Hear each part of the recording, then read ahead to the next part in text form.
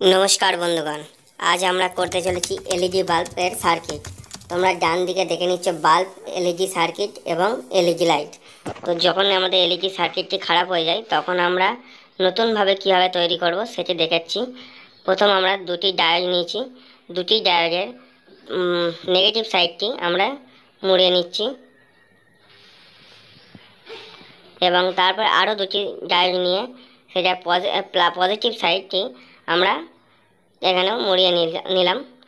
এরপরে আমরা যে এলইডি স্ট্রিপটা নিয়েছি, এলইডি স্ট্রিপে ডায়োডের পজিটিভ সাইড দুটি আমরা এলইডির মাইনাস টার্মিনালে আমরা এটি সোল্ডারিং করে নিচ্ছি এবং যেটি ডায়োডের মাইনাস সাইডটি আছে বা নেগেটিভ সাইডটি সেটি আমরা এলইডির পজিটিভ টার্মিনালে দিয়ে নিই।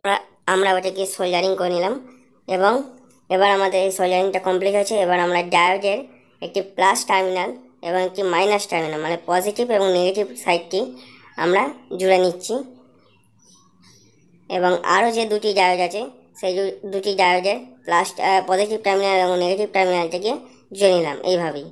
তো এরপরে আমরা এখানে একটি ক্যাপাসিটার লাগাই যেটি 33 মাইক্রোফ্যারাড এবং 63 ভোল্টের ক্যাপাসিটার।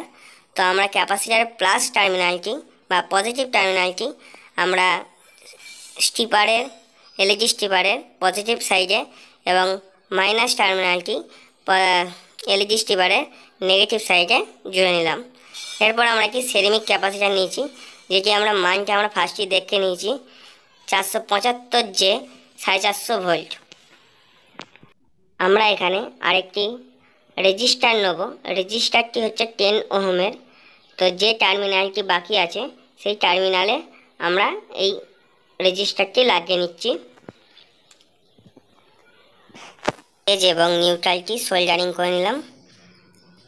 এরপরে আমরা নিউট্রাল তারটি বোর্ডে লাগিয়ে নেব এবং তারপরে ফেজ তারটি লাগিয়ে নেব। এরপর আমরা সুইচ মেরে দেখে নিচ্ছি, দেখো লাইটটি জ্বলতে আরম্ভ করে দিয়েছে।